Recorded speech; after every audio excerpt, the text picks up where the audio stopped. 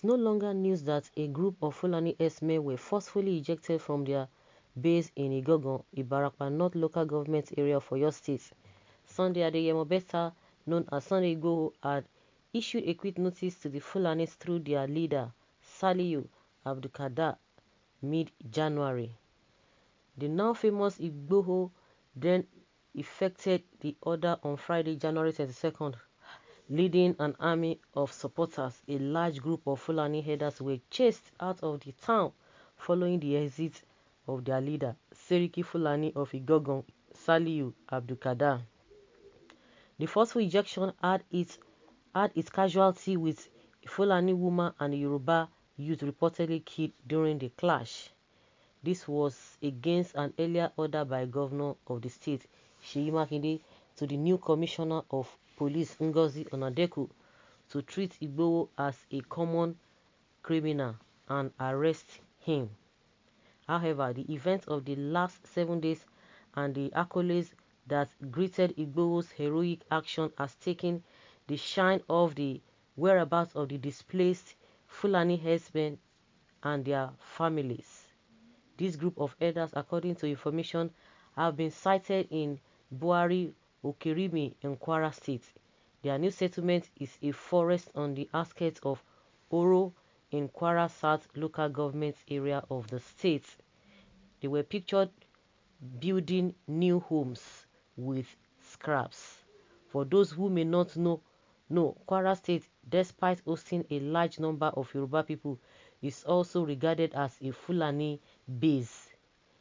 The state boasts of a reasonable number of migrant Fulanis dating back into history who have since become indigenous of the state.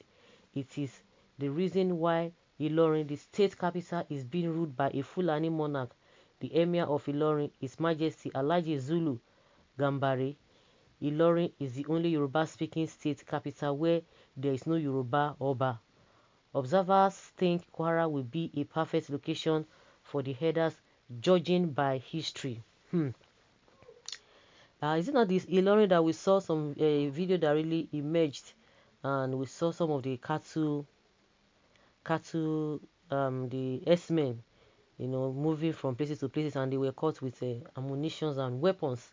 Well, people have always said, don't let what happened in Kwara State or Ilorin to repeat itself in any other or in any of the Yoruba states again. So since as it is now, they are very, very comfortable in that place, I think that is the next place they would have gone to. And people have been saying that, where is their state? Where is their state? Where did they belong to? People always say, oh, let them go to the north. And people say, no, that north is not even their place, because everybody, for as many who care to know how these people came to be, you can imagine such. But let's hear people's opinion, and let's know what their reactions are. Because one thing is that if really the people are going to be peaceful, because before people could tell them to leave that particular place, and the residents of Ibarapa said they are not going to allow that the leadership of the Fulani to come back, because they know and they have evidences of what has been happening. And the worst part of it is that the government has not done anything.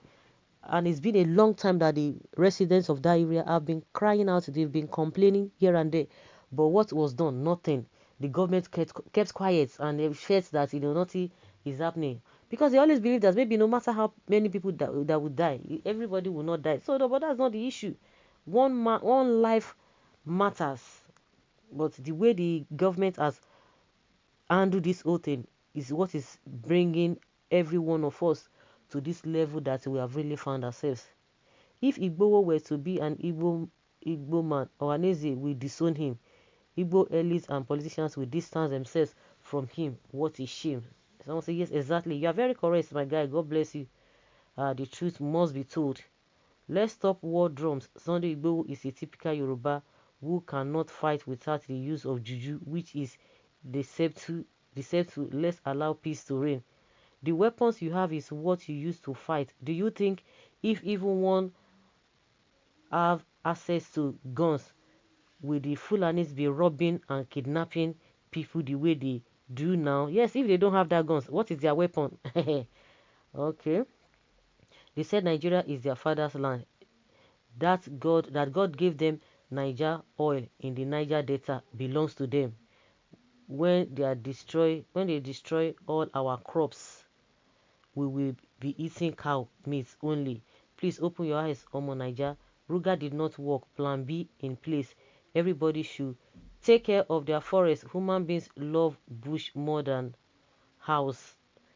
ECN has no right to gun. Fulani has right to gun. Okay, ESN, Eastern Security Network, they have no right to gun, but Fulani have rights. Fulanis, they have right to gun. It's in history today that Sunday Igboho brought salvation to his people. Long live Sunday Igboho, the liberator of the people of Igangan from the hands of Fulani Herdsmen terrorists. Yes, so up Igboho, chop knuckles. He will look for snake in the bush will surely see snake. Very soon, the president will allocate 10 billion naira to them as compensation for them not to kill again. Useless one-legged government. Don't you know our president is the most unreasonable president we have ever had in Nigeria? He values animal than human being. They will even build the place for them and give them more AK-47. It is a matter of time. Fulani dynasty will come to an end in Ilorin. Ilorin belongs to the Yorubas. Someone says, you are dreaming. Okay, it's in the pain. It is in the plan. 11 local governments are Yoruba speaking. Only 3 Hausa Fulani, and the last another language. Sunday Igboho, I salute your bravery.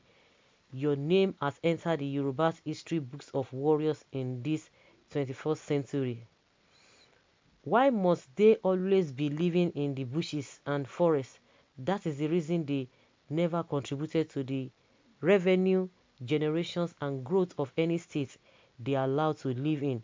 They said Nigeria belongs to everyone, but you must have a root where you come from and belong.